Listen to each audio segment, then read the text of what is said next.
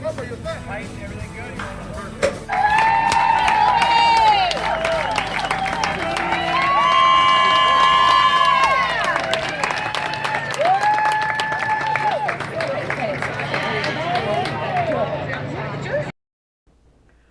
Day number 9 here out in Arizona, and a milestone day here on February 27th. I'll get to that in a moment.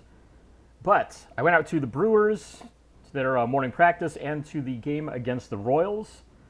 And just to show you what all I was able to get, this is the pile between those two teams. That is a nice stack right there. So we're going to go through, we'll show you what we got out there. So I met up with my friend Cody to start things out, and he's talking about some cards of guys that he needed some extras on, and extras for me there as well. So I'll mention those in here as well. I got 12 total cards signed for him while I was out there, so there you go. Anyways, first one, Bryce McCage, however you pronounce that, came through, and he'd already hit up my card yesterday, or not yesterday, 2 days ago I guess it is now, but I figured I'd throw him on a Sweet Spot Custom because, why not? That's why I've got them. So I might as well, put him on one of those. First one of the day, making sure I did not get shut out. So Eric Batanti came through not long after that. He signed the 2 cards that I had there. One goes to me right here. One of them went to Cody, so he gets the other one, so there you go. What else do we have? Brock Wilken came through not long after that. I had 3 cards for him. He signed all 3. This one for me. 2 of those went to Cody. Hedbert Perez, great signer, I got to say. He came through and had a bunch for him. I think 3 of these. Is it 3 here? Yeah, 3 of them that I got to keep. 5 of them went to Cody. Very good signer, though. I mean, he seems like he would stand there and sign for you in chat all day just about if he could. But super nice guy if you ever get a chance to get him. So I mentioned that the other day, I'm pretty sure, too, when I got him for myself there. So good stuff there. Eric Brown Jr. came through. He signed 4 for me. You'll see those right there. I like this one. This is the Heir Apparent card, Topps or Bowman Chrome from, looks like 2022. So cool on that one. That's one of the ones that Cody gave me to keep. So very happy to add that one in. Chandler Welch came through, and apparently that is not him that is on his Bowman card, which he signed it for me just fine the other day. He signed for Cody as well. I got him on a Sweet Spot Custom, just again. Why not? After that, Jaron DeBerry came through. He was one that I was really keying in on and hoping to get yesterday, and missed out on because I didn't know what number he was wearing, and suddenly I look up and he's walking by me, DeBerry 11. I'm like, crap, no. So I missed out on him there, but fortunately caught him today. I didn't see him go out to the field, but I saw him come back. So got him on the Bowman card. That's his first Bowman from, it's the Bowman draft set, from 2024. So got him there. Super nice guy. I'm trying to think if there was someone else that I got. I think that was it for stuff Cody gave me. I'll get to that here in a moment if there are more and I come across them. So they opened up the back, over by the Major League facility. I guess technically that's the front there that they opened up, but opened up the area down by the Major League facility as the Major League players did their stuff on the agility fields and over in the bullpen. Over in the bullpen, it was catchers working there. And so I had this duel here for my 2021 set. It's William Contreras and Tyler Stevenson. Stevenson signed it for me last year, and I got Contreras to finish the double today, so super happy to get that one done. Another one knocked out for the set. Speaking of cards for the set and catchers, Jorge Alfaro was over there as well. Signed 2 of that for me, so got those to add. And I mentioned, hey, I used to see you play in Frisco. He's like, man, that was ages ago. It's like, yeah, that's 10 years or so, I want to say, is when he was over there in Frisco. So cool to get him there for the set. Speaking of Frisco people, David Garcia was over there hanging out with them as well. I didn't have anything for him, unfortunately. But I did have a few cards for Eric Hayes, former Cleveland prospect. Played a bit in the Tigers as well, and so he signed 4 cards for me, which surprised me a little bit because last time I got him as a player, he was in Columbus, I think, and he signed, 1 out of 4 that I had there. But did all 4 cards this time. Chatty, great guy. Very happy to add those in. So after we got the catchers over there, I mean, not just got them cleaned up on the catchers there. That was a pretty nice, solid way to go right there with a couple set hits. So we went over to hang out with over by the agility field where we got a few of the pitchers heading on out to the field. First one there was Brian Hudson. He signed one here that I had. This is the only card I had of him, but he was willing to do multiples. Very happy to get him. Trevor McGill came by as well. We weren't 100% certain it was him, but threw it out there, and yes, it was. So He signed the 2 Bowman cards I had of him. This is 2016 Bowman, it appears. Card number 62. It's the regular Bowman set, not prospects or drafts, but did 2 for me out of there. Very happy to add those in. I've been carrying those around with me for a while, I think, because he's bounced around to a few organizations. I probably would have expected to see him maybe with San Antonio when they were when they came through at some point. I don't know, somebody like that. So went over and actually, kept on hanging out over in that area. And Aaron Ashby came through. Ashby's kind of inconsistent. You never know if he's going to sign 4, if he's going to sign 2, or if he's just going to sign 1. Today he just signed the 1, but that's a set upgrade right there, as I had bought it or traded for an Ashby a while back, but now got one of my own. I can now probably give that other one to my friend John up in Tulsa, as he's been working on the set and said he's got a bunch of stuff for me, so be able to work a trade there.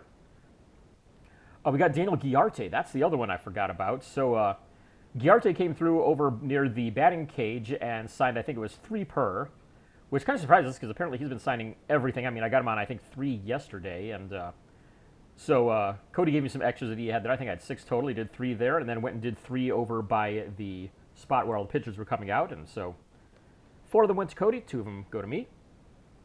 Very happy I had those in. This, I think it's like a lunar refractor or something like that. It's the second one of those that I've gotten signed on this trip, as Lazaro Montes signed his a couple days ago when I saw the Mariners.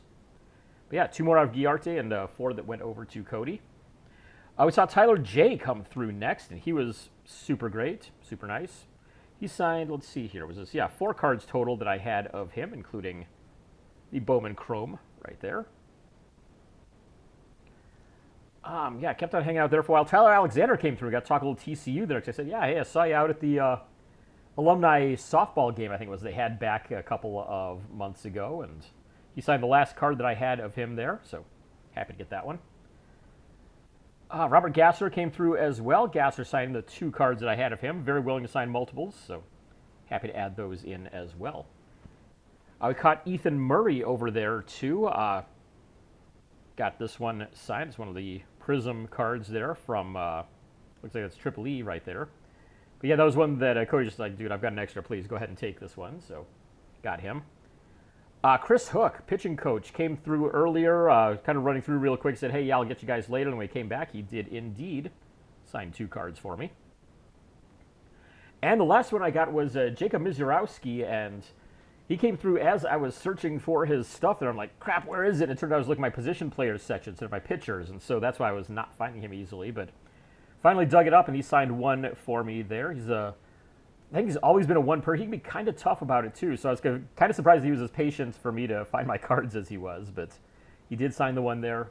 Very happy to add that one in. And so that's what I got in the morning at the Brewers, and so we stuck around a little longer to go over and get the Royals and the Brewers at their game.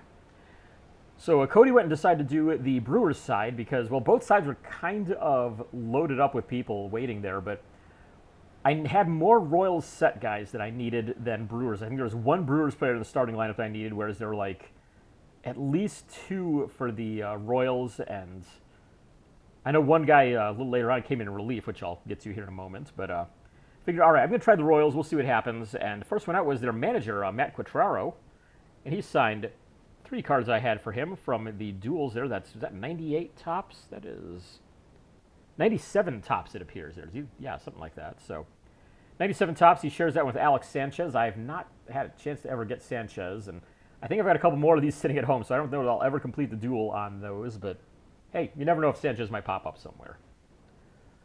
After that is when the big couple of them came through. The middle infielders who were starting that day came through, and Jonathan India came through and signed for a bunch of us, including 1 right there for the set. So another one knocked out. That was one of the big ones I was really hoping to get with the Royals, so very happy to get that one. I'd heard that Bobby Witt was only signing for kids out there, so I wasn't super hopeful, but he came out and he signed on the other side of the area that I was at, and I'm like, crap, I can't get across there to where he's at. Then he comes over, and there's like a whole group of kids off to my left. I'm like, okay, he might do that. And he comes over, signs for the kids, and I'm like, all right, I'm going to sneak around kind of behind the kids, get in behind, and hope for the best there. And so got over, handed my card through, and Bobby Witt picked it up and signed that one for the set. So I've gotten all of my set needs on Bobby Witt Jr., finally done.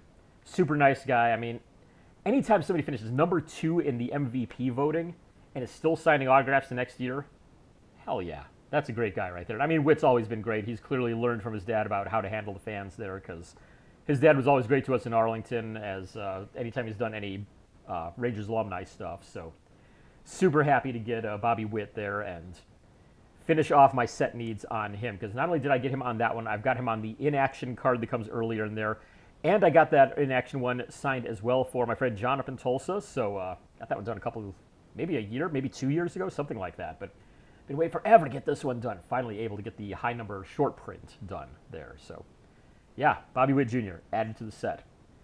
Daniel Vasquez came out next. Vasquez, in a little bit of a hurry to get on the field, but he was willing to at least sign one of the 2 cards that I had for him. Tried to get him again, coming back at the end of the game. Didn't even look at us, unfortunately. Got Vance Wilson, third base coach, as he made his way down to the field. That's a Double-A All-Star card there, the Texas League All-Stars from 2017.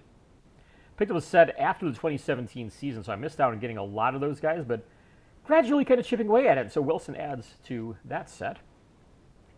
So after that, I ducked over to the Brewers side because I was really hoping to get Aaron Civale, who had been the starter for that game. And unfortunately, Civale didn't even look at us when he made his way off there, but I did at least manage to get Carlos Rodriguez on one card, his rookie card, so cool to get that one done. Another 2025 Topps set. Also got a Tobias Myers on his 2024 Topps Update set. Got that one done.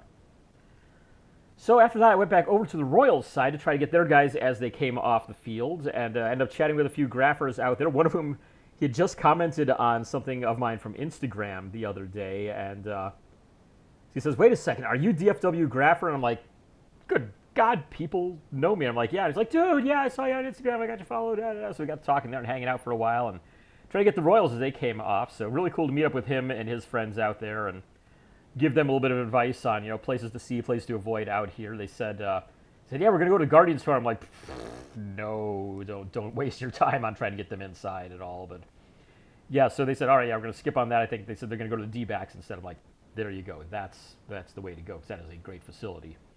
So during the game, Tom Hatch pitched, I believe, the 3rd and 4th innings, and when he got done, he came out and signed a set card for me. Got my work cut out for me now. I just got to get Nate Pearson on this, and he is tough to get with the Cubs, but I'm going to see the Cubs tomorrow. I'm going to keep my fingers crossed. I'm going to hope Pearson is with them, and I'm going to hope he might sign this, but I'm also not overly hopeful either, but hey, we'll see what happens. I've got, 2 needs for Pearson in that set, so it's going to be real tough.